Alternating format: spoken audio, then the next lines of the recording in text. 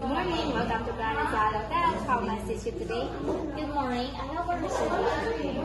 May I have your full name, please, and your booking confirmation number, ma'am? My name is Shelton Magata, and here's my confirmation number.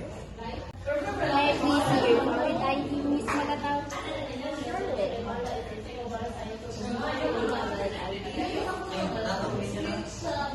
Thank you. Please allow me a moment to make reservation.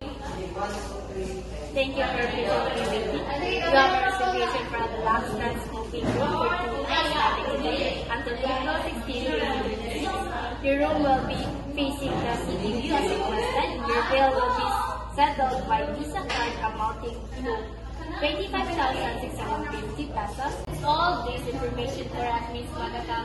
Yes, it is correct. How many guests will stay in the room, ma'am? Only one. Please fill out this registration form and here's your ID.